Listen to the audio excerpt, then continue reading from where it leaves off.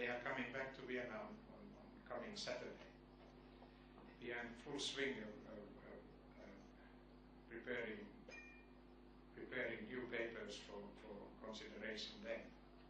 Now, when will I then finally present these to the Secretary General and through him to the Security Council? Will it be before the end of this year, as a contact group has said, or whether there will be a slight postponement? That will depend very much on debates in Serbian Parliament next week, when they meet on the 8th. Soon thereafter, they are supposed to decide when the parliamentary elections will be held in Serbia. If they are held before the end of the year or fairly early next year, there's a chance that contact group will take a position that I should hold back and not present my plan now, but do it immediately after the elections. There's a lot of discussion still between the democratic forces in Serbia whether the two elections, presidential and parliamentary, should be at the same time. I don't believe that will happen, and no one has so far thought that we should wait for those elections as well. I personally would not like this exercise to delay for a long time. I hope that during the first quarter we somehow wind this thing up, and at least the matter should end in the Security Council. But we will see. I said something about the role of Russia and China. China has lately, in the consultations behind the closed doors in New York, been emphasizing the sovereignty issue. But I would say that in the light of what happened in 2005 in the General Assembly, when this clause that nations was adopted, that the nations have a responsibility to protect their citizens.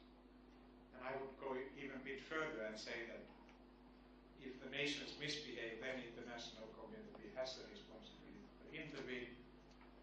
And I sometimes dream that the day will come that you would not allow anyone to become a Security Council member who doesn't sign that sort of declaration. But we are far from that. But that is an important point. Under any circumstances, whatever my final recommendation might be, there is going to be an international community's presence. UN will be replaced by European Union. NATO will continue the same mandate that they have for the first 6 months at least, and then it will be reviewed. It has been speculated in the press already that Kosovo needs some sort of security force. The number of 2,500 has been mentioned. There are 35,000 soldiers in Serbia, so I don't think 2,500 is any threat to them. If I would ask the German general, I think he would laugh if I would say that those 2,500 a threat. And those who oppose this sort of idea that they should have any security force, to them my answer is, just imagine if there would be nothing. NATO would have to stay there forever, and most probably the political parties would have their own militias, and organized crime would have the best people and best trained people, because they pay even more. So some sort of small, lightly armed security entity is going to be there in the end of the day, and it has to be a multi-ethnic, so all the different communities are represented there. So sometimes you have to make peace by in this way as well. Everyone says that we would like to have a negotiated settlement. If we can't, Security Council nevertheless decided that the present status quo can't continue. So I have to make my recommendation to the Secretary General, and hopefully he will put it forward as it is. My advice is that it's easier if it goes under my name.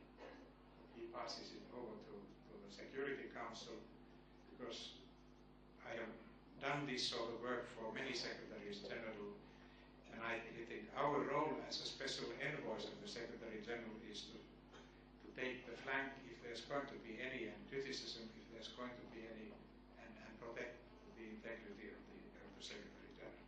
And I hope that this will be done now as well. I would like to end here, and I wish that you would start challenging me on this or other issues. Because otherwise I find it extremely dull if I have to speak here and no one asks me any questions, so please feel free to do so.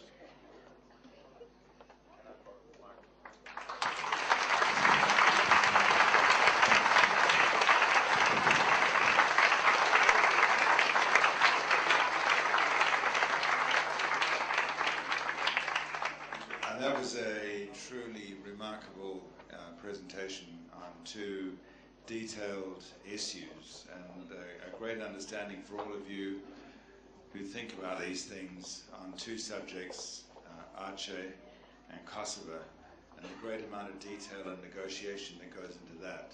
And President Ahtisaari has kindly agreed to take a few questions, and Ken, you get the first one.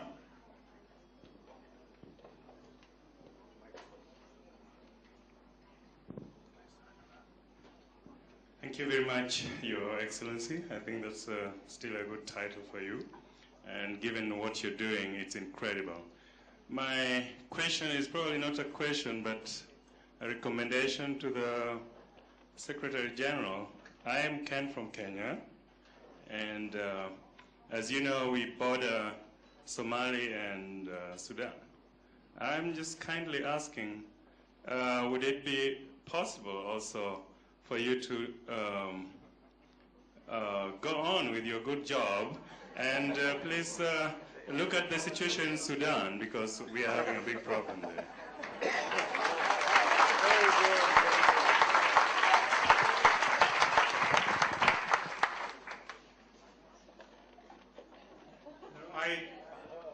I understand that there's no special envoy at the moment for Sudan, because my friend left or is leaving in the end of the year. So let's see what the new Secretary General decides.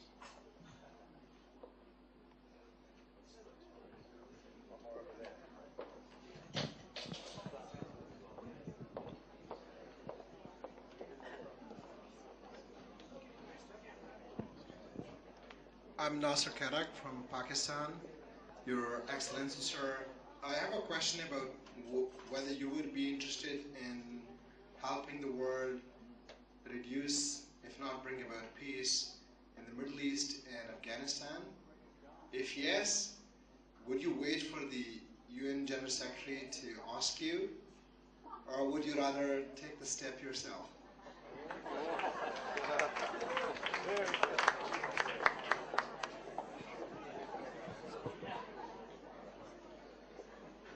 Don't for a moment think that I or anybody else can simply go to a country and say that, look, here I am, I'm going to make peace here. There was a moment, I happened to be in Addis Ababa when Secretary General called me from Chile. And he said, would I like to go as his envoy to Iraq? And I told Secretary General that I'm a totally wrong person, because I don't know anybody anymore in Iraq. And if my task would be to help in the democratization process there and reconciliation process, I would be totally lost. And he accepted, because it didn't make any sense. You don't need to jump.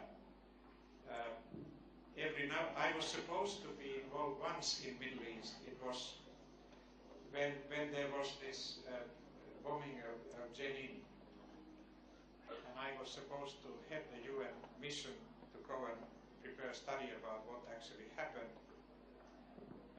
We were prevented then by Israel to do that, and we were stranded in Geneva. It was pity, because I think our report would have been very balanced one, and hopefully would have helped.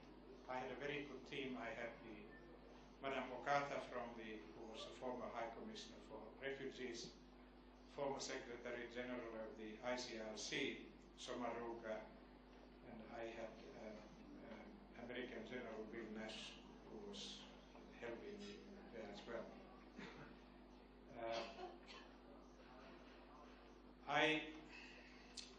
I don't know what I do when I get rid of this. I would like to get rid of this as fast as I can. I advertised already that I'll be 70 next year, and I have promised my wife that this is the last. Listen carefully. The last assignment that I will do that requires me 7 days and 24 hours presence and thinking. I don't mind doing a number of things, and my friends have already approached me, which you will hear later on next year when this issue is over. But it's not going to be an easy ending for this. We should not have no illusions. I hope that we can keep the European Union together and Security Council together in this sort of issues. There are no easy answers, but let's try to solve this, because if we can't solve this, then we are stuck in Kosovo for the end of our days. And that can't be the solution. It's not the ideal one for both parties, but perhaps the compromise is there that international community will have to stay there for a few more years.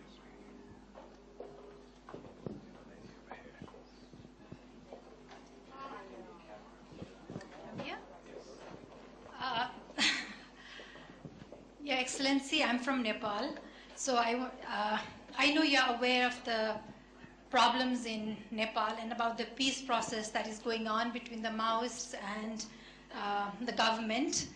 I was just wondering if you are in any way involved in advising the UN on the peace process in Nepal, about the UN mediation that people are looking forward to, and in that process, do you in any way advise the government of Nepal to include women in the peace process, because that is far from our expectations in Nepal. So what do you have to say about the peace process that is going on, and is it going to reach any positive conclusion? Thank you. I was in Nepal in August 2003. I was invited by the British Ministry for International Development to visit Nepal. Unfortunately, King was not there at the time, so I didn't have an opportunity to meet him. But I met the others. I think it's an extremely positive thing that the parties are talking. It's never easy, but I always believe that it's important to talk. And perhaps the outsiders can actually assist so that they can find a way out of these problem areas where they are at the moment. But it's a good sign that they are talking. On the same trip I was in Sri Lanka. I was invited then by the then Lady President of Sri Lanka to bring some friends and discuss what one could learn from different peace undertakings elsewhere. We did that. It's actually a very sad reflection that there has been a long-lasting monitoring mission where the Nordic governments have been involved. But I wish we would have started the peace negotiations much earlier, because what this monitoring mission was doing was basically registering what was going wrong instead of pushing the parties to start actually negotiating. So you need pressure sometimes, and your own pressure is not enough, then you have to use the governments who can help. There are, I think, plenty of them. So I wish good luck for Nepal. I'm encouraged